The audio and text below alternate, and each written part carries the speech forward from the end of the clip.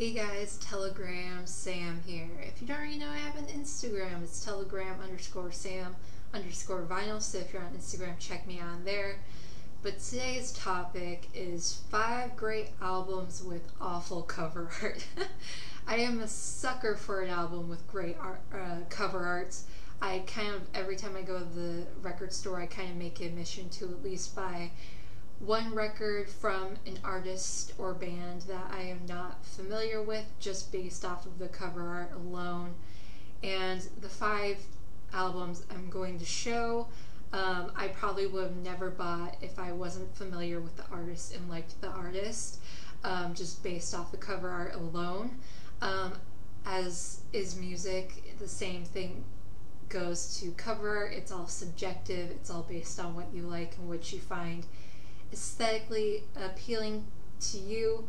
So these might be your favorite covers of all time. I don't mean to offend. This is just my opinion and just the stuff I'm not a particular fan of when it comes to cover design. So let's get into it. First off, I kind of mentioned this when I first got this album and I showed it in a recent Vinyl Pickups video, but this is by John Cougar Mellencamp. This came out in 1983. This was kind of like the beginning when his solo career kind of started to skyrocket.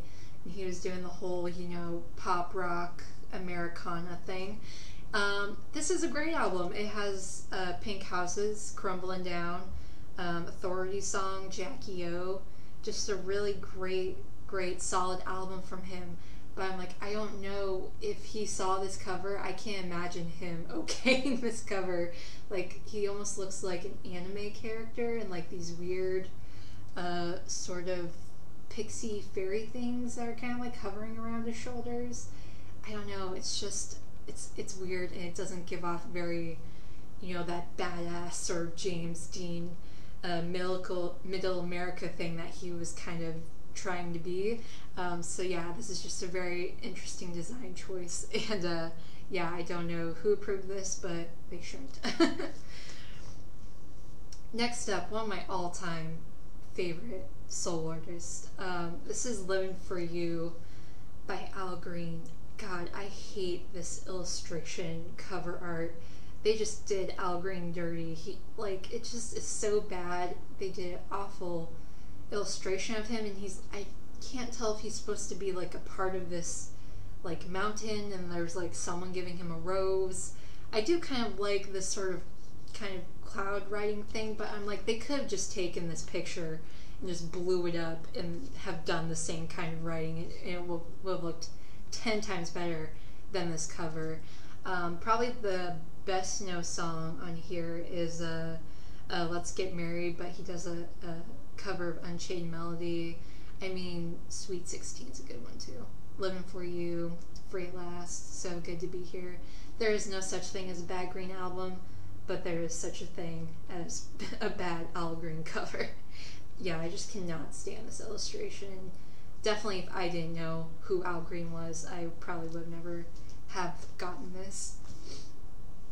Alright, next up, one of my all-time favorite female singers. This is Stealin' Home by Babe Ruth. Babe Ruth is such a killer British hard rock, kind of proto heavy metal.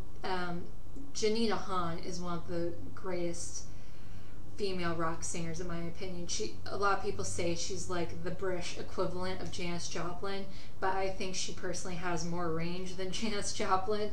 She is just a killer singer, and a lot of their covers are really great, but this one, I don't know, it just doesn't give off like hard rock, like rock music to me. It kind of just reminds me of like I don't know, just like I know that with each of their albums they kind of go with a sort of thing to go with their whole Babe Ruth sports thing, but even like their other album cover, I think it's called First Base, it has a great cover where it's just like all black, and then it's just this girl at base getting ready to hit the ball, and it's just a killer cover. And I don't know why they didn't go with something similar to that. I feel like most people would see this and think it's like sort of like a disco pop rock album, but this is so much heavier and so much better than the cover sort of alludes to. And this next album cover is actually the reason I decided to do this video, because it is so awful and so dated. But this is Continued by the Greg Kihn Band. You can definitely tell without looking at the year that this was released that this is an 80s album. But specifically it came out in 1982, and the 80s were just such a great year for bad album covers, because it was such a weird time for design during that time, because there was a lot of these like sort of bright pastel colors with all these weird sort of squiggly patterns, and it was just a really bad time for design. I think I saw this at a thrift store very early on in my collecting. I feel like Greg Kihn's name sort of rung a bell to me, and it was like 99 cents at the time, so I was like, oh, I'm gonna get it, and if I don't end up liking it, I can just end up donating it back to the thrift store. But I'm glad I decided, besides the bad cover, to try it out, because this is a great power pop rock with little hints of like reggae in some songs, but it's just a killer fun record. You have Happy Man, Every Love Song, Tell Me Lies, Sound System, Higher and Higher. Yeah, this is just a really great album, but again, very hard to tell with this very cheesy 80s cover. And last but not least, this could be seen as sacrilege, because this band is a very artsy band, and they're kind of well known for their album covers. But this is Naked by Talking Heads. This was their last album. I think it came out in 1988. But I don't know, I just do not jive with this cover. Yeah, if I didn't know who the Talking Heads were, I definitely would have never have gotten this. Just like the monkey, and I like the frame bit, but just like the picture of the monkey, I don't know, I just don't like that. I don't know what their thought process was behind doing that. I almost did pick their first album, 77, because it's a very unappealing album. It's a red cover and then just very simple bright green text saying Talking Heads 77. But I understand the artistic thing behind that, because I took a little bit of art in high school, and that was like the first thing you learn about color theory, is you either want to pick colors that are close together on the color wheel, or colors that are opposites of each other on the color wheel to sort of grab people's attention. So I understand the whole artsy side of that cover, but I just don't understand this. Yeah, definitely, yeah, Talking Heads, what were you doing?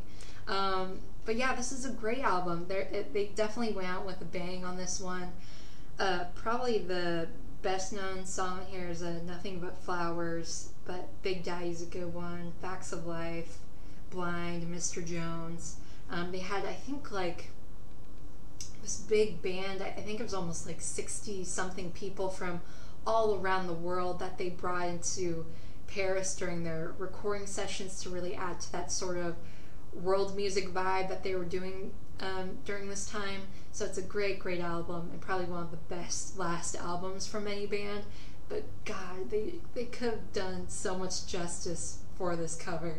But yeah, that was the last cover I had to show.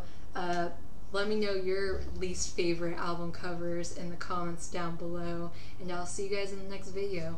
Bye.